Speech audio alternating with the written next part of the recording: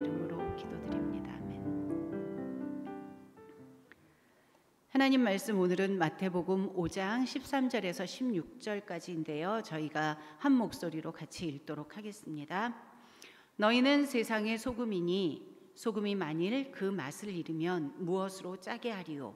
후에는 아무 쓸데없어 다만 밖에 버려져 사람에게 밟힐 뿐이니라. 너희는 세상의 빛이라. 산 위에 있는 동네가 숨겨지지 못할 것이요 사람이 등불을 켜서 말 아래에 두지 아니하고 등경 위에 두나니 이러므로 집안 모든 사람에게 비치느니라. 이같이 너희 빛이 사람 앞에 비치게 하여 그들로 착한 행실을 보고 하늘에 계신 너희 아버지께 영광을 돌리게 하라. 아멘. 요즘 뉴스에 어떤 쌍둥이 배구 선수의 이야기가 자꾸 회자됩니다. 그 뉴스가 연일 계속되고 있는데요. 쌍둥이 자매는 배구 실력이 출중합니다. 그래서 국가대표뿐 아니라 한 팀에서 아주 높은 연봉을 받고 그 배구를 하고 있지요. 그런데 최근에 중고등부 시절에 친구들에게 했던 그러한 그 학교 폭력 문제가 드러나면서 이 배구 선수들이 국가대표뿐 아니라 배구 선수의 생활까지 끝나버릴 위기에 처해 있어요. 이렇게 생각해 볼 수도 있습니다. 중고등부 시절인데 10년 정도나 지난 일인데 그들에게 처벌이 너무 과한 건 아닌가, 너무 무거운 건 아닌가, 이렇게까지 해야 하나라는 생각이 들 수도 있습니다.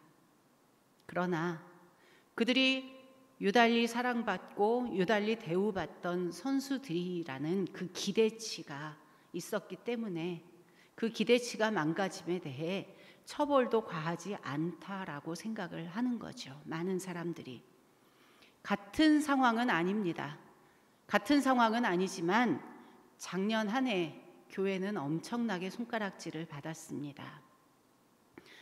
교회를 오래 다니신 성도 한 분이 이렇게 말씀하셨어요. 그 성도님은 틈만 나면 만나는 사람에게 전도를 하시던 분이에요. 그런데 어느 날 통화를 하다가 내가 남 부끄러워서 어디 가서 교회 다니는 사람이라고 말을 못하겠어. 그 말을 들으며 우리는 고개를 끄덕이게 됩니다. 그럴 지경에까지 이르렀었어요, 우리가.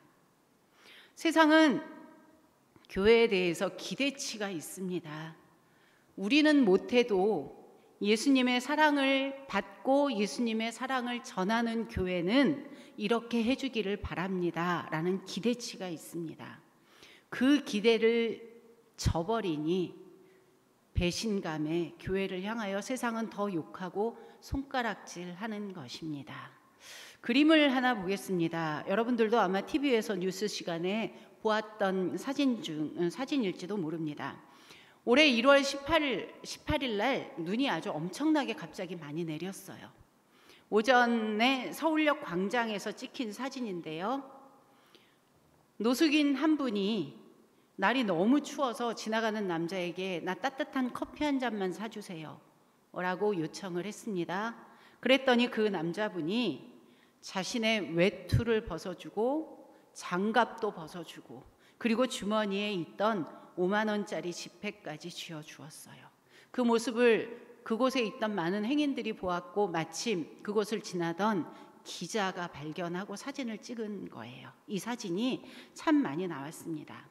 이 사진을 본 많은 사람들이 스스로에게 질문을 했다고 합니다. 나라면 어떻게 했을까? 저는 이 사진을 보면서 분명 저 남자분은 교회를 다니시는 분일 거야. 교회를 다니시는 분임에 틀림이 없어.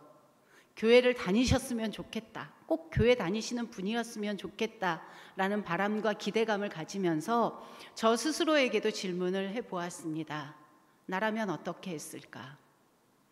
근데 저라면 못했을 것 같아요. 솔직히.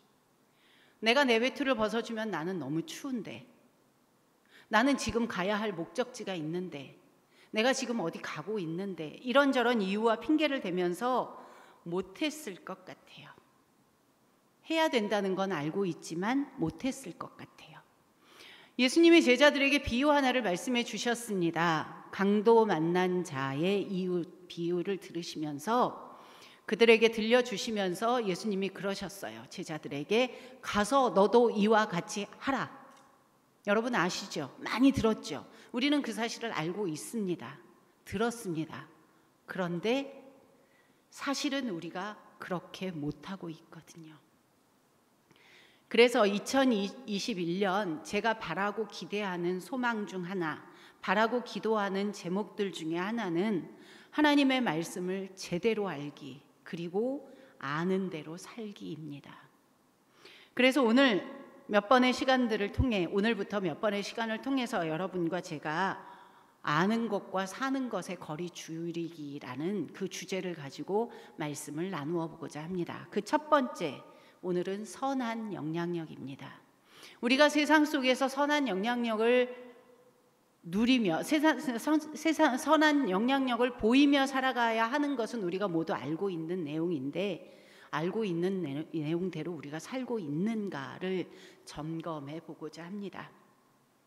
마태복음에는 5개의 긴 설교가 나오는데 그 첫 번째 설교가 오늘 5장부터 시작되어 7장까지 이루어지는 산상수훈입니다.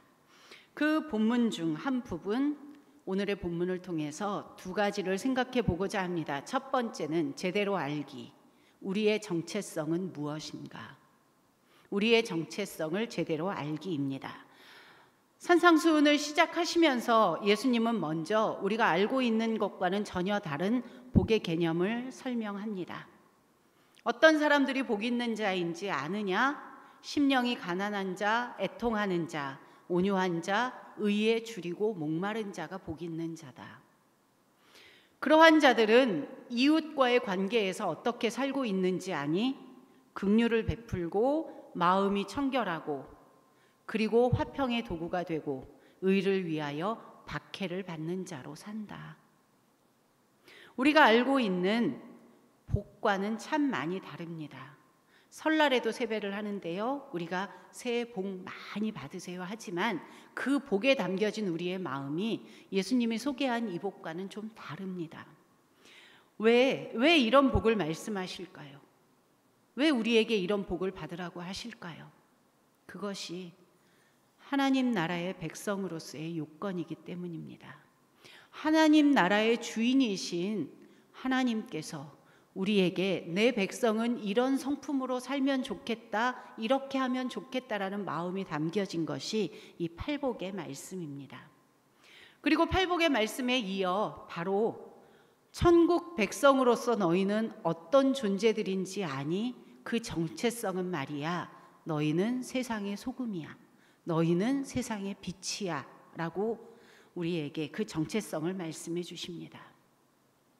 구약에서 이스라엘 백성들이 출애굽하며 너희는 모든 민족 중에서 하나님의 소유 제사장 나라로 부름을 받은 거야 라고 말씀해 주셨다면, 우리는 지금 이 시대를 살아가는 우리는 세상의 소금과 빛으로 부름을 받은 자들이라고 하십니다. 장차 너희는 세상의 빛이 될 거야, 장차 너희는 세상의 소금이 될 거야가 아니고요, 이미 은혜로 하나님 나라의 백성이 된 우리들은 이미 소금이고 빛의 역할로 태어났다라는 것이죠. 그런데 당시 이스라엘의 지도자들이 맛을 잃은 소금처럼 되었습니다. 캄캄한 세상에서 사람들의 길을 찾아주는 빛이 되기는커녕 오히려 사람들을 더 혼란하게 하였습니다. 빛과 소금의 역할은 세상을 향한 선한 영향력입니다. 아까 그 사진 속의 남자를 보며 이 사람이 믿음의 사람일 거야 라는 기대치를 갖듯이 세상은 우리로 하여금 선한 영향력을 뿌리며 살아가는 사람들이기를 바랍니다. 소금은 그 모양이 아니라 맛을 유지하는 것이 자기의 역할입니다. 교회의 규모가 얼마나 컸는지, 교회에서 얼마나 많은 일들과 그 행사들을 이루어냈는지, 그러한 것들이 중요하지 않습니다. 마찬가지로 우리 개인도 내가 얼마나 오래 교회를 다녔는지, 내 직분이 무엇인지, 내가 얼마나 많은 일들을 이루었는지, 그것이 중요하지 않아요. 코로나 시대를 거치면서 2020년을 거치면서 우리가 아무 계획했던 행사도 못하고 일도 못하면서 그것이 그렇게 중요했던 것이 아니구나라는 것을 우리는 이미 깨닫고 있습니다. 속상하죠. 바자회도 못했고 전교인 수련회도 못했고 이것도 못했고 저것도 못했고 안타깝고 속상하기는 했지만 그러한 반면에 그러한 것들을 못해도 내가 하나님과 나와의 관계를 맺는 것에는 큰 지장이 없는 것이었구나를 깨달았습니다. 교회를 손가락질하는 세상의 비난 속에서 다시 한번 우리의 정체성이 무엇인가를 돌아보는 시간도 갖게 되었습니다. 예수님은 우리에게 세상을 지키는 정체성을 주셨는데 교회는 지금 맛을 잃은 소금처럼 세상의 어둠을 밝힐 만큼 환하게 비추지 못하는 빛처럼 아무 영향력을 끼치지 못하는 우리의 민낯을 발견하여 부끄럽기도 합니다. 한번 질문을 우리 스스로에게 하기를 원합니다. 나는 그러면 내가 속한 공동체 안에서 어떤 영향력으로 살고 있을까? 나는 오늘 내가 빛이요 소금이라는 나의 정체성을 확실히 알고 살아가고 있는가? 늦지 않았다고 생각합니다. 지금부터 다시 시작할 수 있다고 생각합니다. 가정이라는 공동체 안에서, 여러분이 속한 직장이라는 공동체 안에서, 또는 교회와 더 나아가 우리나라라는 이 큰 공동체 안에서 내가 다시 한번 빛과 소금이라는 정체성을 회복하며 선한 영향력으로 살아가면 참 좋겠다는 생각을 합니다. 오늘부터 우리가 그리 살 수 있도록 기도하며 그 기도를 통해 조금씩 나를 알아가는 저와 여러분이 되기를 간절히 원합니다. 두 번째는 제대로 살기입니다. 제대로 사는 것은 어떻게 사는 것일까요? 오늘 본문은 말합니다. 착한 행실을 하며 사는 것이다. 같이 읽지는 않았지만 20절을 보면 더 나은 의를 행하며 사는 것이다 라고 말씀해 줍니다. 착한 행실을 하며 살아가는 것, 더 나은 의를 행하며 살아가는 것, 그것이 나를 천국 백성으로 삼아주신 하나님께 영광을 돌리는 삶이라고 우리에게 명명합니다. 다른 번역본으로 찾아보니 착한 행실을 이렇게 번역해 놓았더라고요. 후하게 베풀며 살아라. 더 나은 의는 옳게 사는 문제에서 더 나은 삶을 살아라. 내 것을 손해보고 내 것을 나누어 주며 후하게 베풀며 살아라. 옳게 사는 문제에서 남들보다 조금 더 높은 기준으로 살아라. 우리는 이런 얘기들을 많이 합니다. 남들도 다 이렇게 하니까. 남들도 이렇게 해. 관행처럼 그렇게 해왔어. 옛날에도 이렇게 해왔지. 그건 말고요. 오늘 다시 하나님 말씀이 우리에게 무엇이라 말씀하시는지 새로운 기준을 가지고 날마다 새롭게, 날마다 더 착하게, 더 낫게 살자는 것입니다. 때로 왜 세상은 교회에만 이렇게 유독 잣대를 들이댈까? 왜 유독 교회에만 문제를 삼을까라는 불만을 가질 수도 있습니다. 그렇지만 그것이 당연한 것이에요. 왜냐하면 우리가 소금인데 짠맛을 잃어버렸기 때문에, 우리가 빛인데 가물가물해져 버렸기 때문에 세상이 부패하고 세상이 혼란해지고 세상이 어두워졌다라는 그러한 생각을 우리가 해야 합니다. 다른 것은 원래 빛과 소금이 아니에요. 그래서 세상의 다른 것은 세상을 깨끗하게도 세상을 밝게도 하지 못합니다. 세상을 깨끗하게 하고 세상이 부패하지 않게 하고 세상이 어두워지지 않게 하는 책임은 바로 우리에게 있어요. 하나님께서 그러한 사명을 우리에게 주셨죠. 그래서 우리가 오늘 이 나라를 붙잡고 기도해야 하는 이유는, 우리가 뉴스를 보고 기도 제목을 찾고 사회에 돌아가는 형편과 사정을 보고 기도 제목을 찾고 그것을 붙들고 기도해야 하는 이유는 소란하고 엉망진창인 세상에 대한 내게 책임이 있기 때문입니다. 오늘 본문 20절은 천국 백성으로서 우리의 수준은 서기관이나 바리새인보다 한 수 위여야 한다라고 말씀하십니다. 너희의 의가 서기관과 바리새인들보다 더 낫지 아니하면 안 된다. 너희의 수준은 더 나아야 한다. 서기관과 바리새인들이 어떤 사람들입니까? 하나님 말씀에 대해서는 말 그대로 완벽하게 알고 있다라고 자신들이 이야기하는 사람들이에요. 적어도 자신들의 기준으로는 완벽하게 그것들을 지키며 산다라고 자부하던 사람들이에요. 그런데 예수님은 언제나 그들을 향하여 책망하셨습니다. 외식하는 서기관들과 바리새인들이야, 너희들은 회칠한 무덤 같아. 안은 벌레가 디글디글한데 겉에만 멋있어 보여. 왜 그랬을까요? 알기는 많이 알았는데 그 안에 담겨진 하나님의 마음을 몰랐어요. 이 명령을 주시는 예수님의 간절한 바람을 알지 못했습니다. 알기는 많이 알았는데 제대로 알지 못했어요. 그래서 세상에 전혀 선한 영향력을 끼치지 못했습니다. 예수님이 다시 말씀하세요. 그들이 그렇게 부르짖는 율법을 내가 폐하러 온 것이 아니라 그 율법을 완성하러 온 거야. 그 완성은 그들보다 더 나은 의로 너희들의 삶의 기준을 높이는 거야. 그들의 수준에서 머무르는 것이 아니라 더 주변을 돌아보면서 후하게 베풀고, 그리고 더 옳게 살려고 노력하는 그 고민을 가지고 살아야 하는 것이 천국 백성된 나의 제자된 너희들이 살아가야 하는 삶이야. 소금과 빛은 세상에 반드시 필요한 존재들입니다. 세상에 반드시 있어야 하기 때문에 하나님께서 세상의 소금으로 빛으로 우리의 존재를 명명하셨어요. 그리스도인들은 하나님 나라의 완성을 위해 세상 속에 반드시 존재해야 합니다. 그리고 세상 속에서 반드시 제 역할을 감당해야 합니다. 여러분, 앞으로 생각나실 때마다 오늘 본문 속에서 우리가 함께 이야기 나눴던 4가지 단어를 기억하시면 좋겠습니다. 소금, 빛, 착한 행실, 더 나은 의.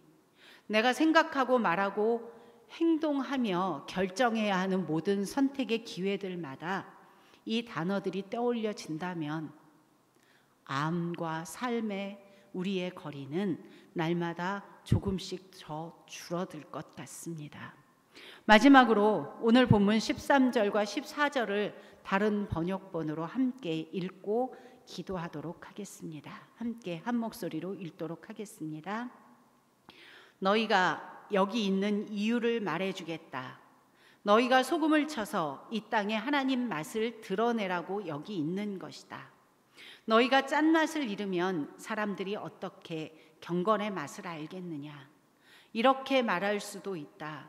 너희는 빛이 되어 세상에 하나님의 빛깔을 드러내라고 여기 있는 것이다. 우리 말씀 속에서 몇 가지 기도 제목을 가지고 기도하고 주기도문으로 오늘 기도회를 마칠 텐데요. 첫 번째 기도의 제목은 하나님의 말씀을 바로 알기를 원합니다. 제대로 알기를 원합니다. 두 번째 기도 제목은 나의 암과 삶의 거리가 점점 줄어지기 원합니다.